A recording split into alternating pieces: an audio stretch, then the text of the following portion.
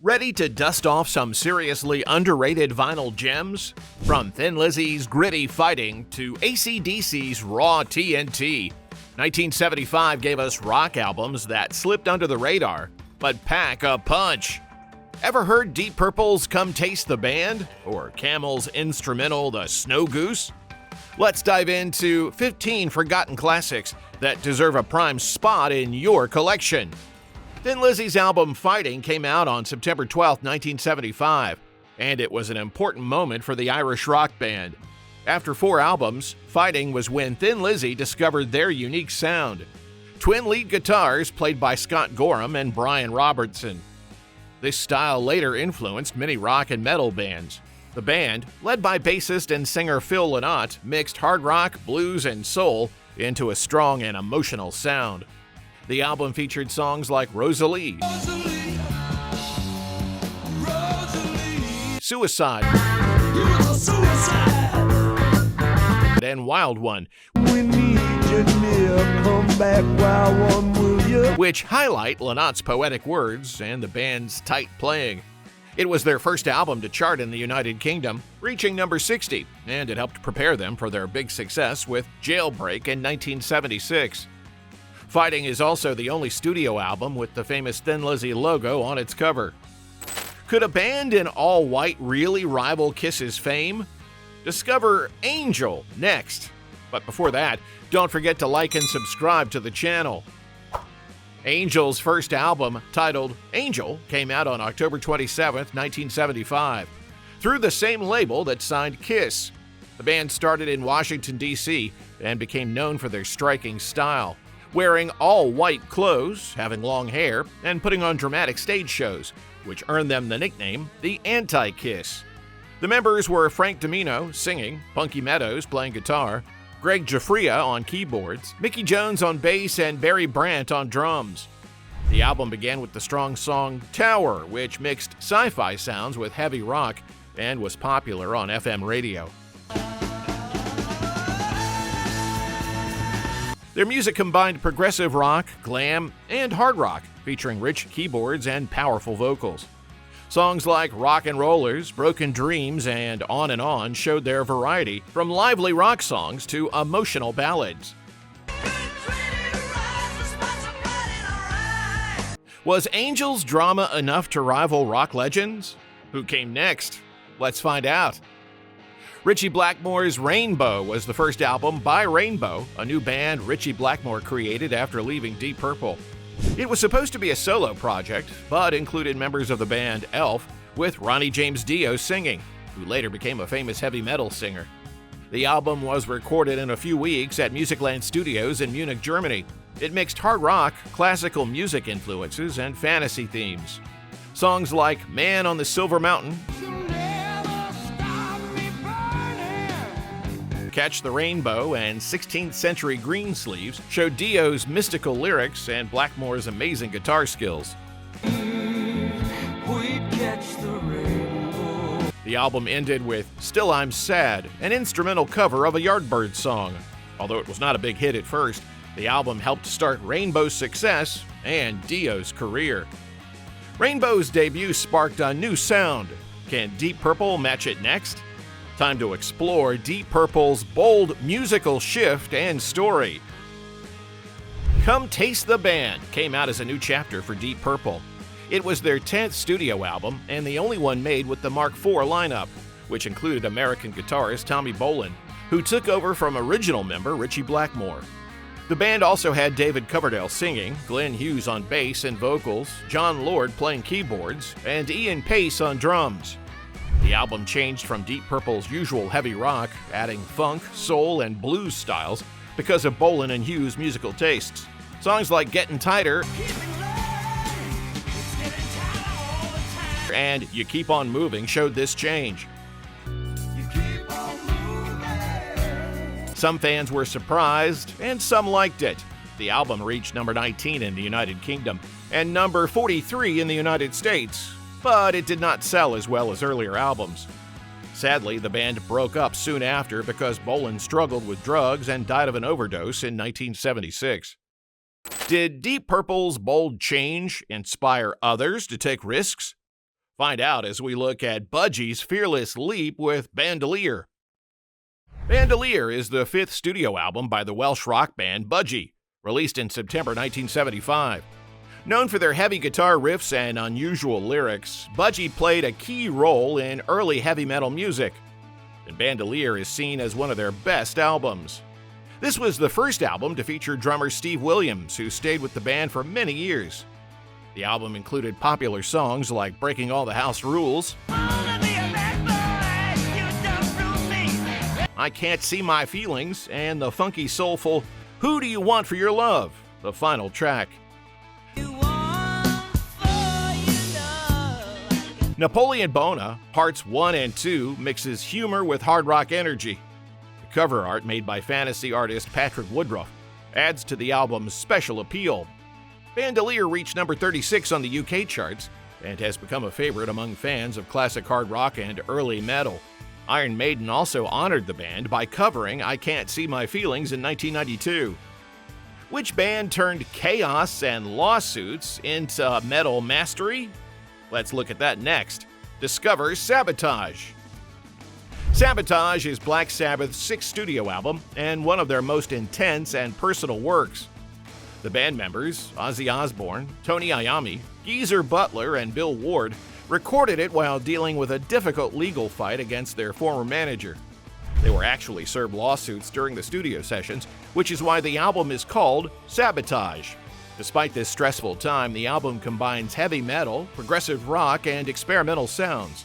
It starts with the strong song Hole in the Sky and includes Symptom of the Universe,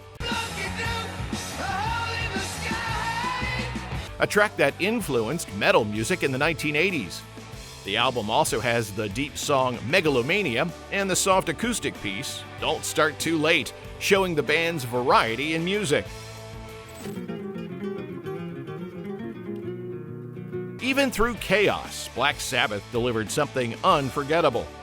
Is the next artist bold enough to be even stranger? Slow Dazzle is the fifth solo album by Welsh musician John Cale, released on March 25, 1975. Known for his work with the Velvet Underground, Cale chose a darker and more experimental style in his own solo music. This album mixes art rock, early punk, and experimental sounds, making it a very unique rock album in the mid-1970s. It starts with Mr. Wilson, a haunting tribute to Beach Boys' Brian Wilson, and includes a chilling cover of Elvis Presley's Heartbreak Hotel, changed with spooky synthesizers and screams. The track Guts opens with a famous line about a personal betrayal involving Kevin Ayers. So to poison, so to poison. The Jeweler is a spoken word piece with strange ambient sounds, showing Cale's avant-garde style. Not propose and prove its erotic existence in terms of the other. John Cale's dark experimental sounds set a bold tone. Ready to see how Rush transformed rock with epic songs? Let's explore their daring shift next. Caress of Steel is the third album by the Canadian rock band Rush. It showed a big change in their music, moving from bluesy hard rock to progressive rock, with fantasy themes, long songs, and complicated structures. This was the first album where Rush fully used the prog rock style that they became known for in later albums like 2112. The album includes two long tracks, The Necromancer and the 20-minute piece, The Fountain of Lamneth, which filled the entire second side of the vinyl. Songs like Bastille Day and Lakeside Park became fan favorites and were played live. The band, Geddy Lee, Alex Lifeson, and Neil Peart, were proud of the album's boldness, but many listeners did not understand it at the time. Caress of Steel did not sell well and led to what the band called the Down the Tubes tour. Was Rush too bold too soon with their progressive rock leap? Could music without lyrics tell an even deeper story? Let's check that out next. Camel's album The Snow Goose is a special piece from the time when progressive rock was popular. This British band made an all-instrumental album inspired by Paul Gallico's story, The Snow Goose. Because of legal reasons, the album was called Music Inspired by the Snow Goose, and it has no lyrics, telling the story only through music. The band recorded it in London with help from the London Symphony Orchestra, using creative sounds like waving a coat to copy bird wings. Songs like Radiator and The Flight of the Snow Goose express strong feelings without words. The album reached number 22 in the UK charts and stayed for 13 weeks. It also led to a full orchestra concert at Royal Albert Hall. In 2013, Camel re-recorded it to honor their original members. Camel's music tells a story without words. Can raw rock express power so boldly? Let's see how AC/DC did it with T.N.T. AC/DC's album T.N.T., released on December 1, 1975 in Australia and New Zealand, is a powerful rock record from the 1970s. But it's not well known outside of Australia. It was their second studio album, and the first to include bassist Mark Evans and drummer Phil Rudd. The album was recorded at Albert Studios in Sydney and produced by Harry Vanda and George Young, who is the older brother of Angus and Malcolm Young. T.N.T. showed a big change for the band.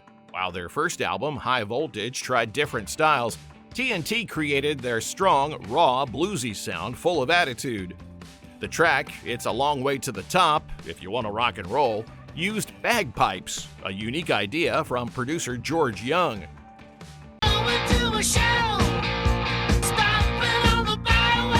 AC/DC's raw sound shook Australia. Can John Fogerty's solo style match that impact? Let's take a look. John Fogerty's 1975 album, titled John Fogerty, is a hidden gem from the former Creedence Clearwater Revival leader. Released in September, it was his second solo album, but the first to use his own name as the title. Fogerty also called it Old Shep, after his dog, who appears with him on the cover. The album mixes rock and roll, rockabilly, and boogie rock, showing his love for classic American music. It has original songs and covers. The first track, Rockin' All Over the World, became popular and was later made more famous by Status Quo in 1977. Almost Saturday Night was covered by Dave Edmunds and became one of his best-known songs. Fogerty produced the album himself and played most instruments, giving it a personal and raw feeling. Even though it had great songs and performances, the album did not get much attention and was out of print in North America until it was re-released in 2021. John Fogerty's raw rock sound left a mark. Can Roy Harper's storytelling match it? Let's discover that next. Roy Harper's album HQ is a strong rock record that mixes folk, progressive rock, and storytelling through songs. It was Harper's 8th studio album and is seen by many, including Harper himself, as one of his best. In the United States, the album was released with the title When an Old Cricketer Leaves the Crease, after its most famous song. The album also includes famous musicians like David Gilmour from Pink Floyd on guitar, John Paul Jones from Led Zeppelin on bass, and Bill Bruford from Yes on drums. The opening track, The Game, Parts 1 through 5, is a 13-minute piece showing Harper's deep lyrics and musical skill. The final song is a tribute to English cricket with a nostalgic sound from the Grindthorpe Colliery Band. Roy Harper's rich storytelling sets a deep mood. Can Lou Reed's softer side match this emotion? Let's see what Coney Island Baby reveals next. Lou Reed's album Coney Island Baby came out in December 1975, right after his noisy and confusing record, Metal Machine Music. Unlike that album, Coney Island Baby is warm, melodic, and full of feeling, showing a softer and more romantic side of Lou Reed. All those scenes, how much I hated every single one. The songs are mostly about love, inspired by his partner at the time, Rachel Humphreys. The title song, Coney Island Baby, is very touching. Reed sings about his childhood dreams, like playing football for his school coach, and how love helped him through hard times. He also mentions his old school, PS 192 in Brooklyn, in the song. Lou Reed's gentle, heartfelt style marked a big change. Can raw punk energy really follow? Let's check out the Dictators' rebellious sound next. The Dictators album, Go Girl Crazy, came out in March 1975 and is a loud, funny, and rebellious record that helped shape punk rock's future. It was the first album by the New York band The Dictators and is now known as one of the earliest punk music examples. At first, many people were confused by its mix of loud guitars, silly humor, and wrestling-style vocals, but it later gained a strong following. The album was produced by Sandy Pearlman and Murray Krugman at CBS Studios in New York City. Songs like The Next Big Thing and Two Tub Man had jokes, pop culture references, and teenage attitude. Lead singer Handsome Dick Manitoba gave the band wild energy. While it did not sell much in 1975, Go Girl Crazy inspired punk legends like the Ramones and the Beastie Boys. The Dictators shook punk's roots with wild, raw energy. Ready to discover a different musical journey inspired by tarot cards? Let's explore Steve Hackett's Voyage of the Acolyte next. Steve Hackett's album, Voyage of the Acolyte, is a well-made progressive rock album that many people do not notice. It was Steve Hackett's first solo album while he was still the lead guitarist of Genesis, created during a break in the band's schedule. The album takes inspiration from tarot cards, with each song showing the feeling or meaning of a particular card. For example, Star of Sirius is upbeat and hopeful, while Shadow of the Hierophant is grand and emotional. Hackett invited his Genesis bandmates, Phil Collins on drums and vocals and Mike Rutherford on bass to join, making it feel like a hidden Genesis project. These 15 forgotten 1975 rock albums prove there's more to discover beyond the classics. Which hidden gem are you adding to your collection first? Drop your pick in the comments. If you enjoyed this trip back in time, don't forget to like, share, and subscribe for more hidden treasures.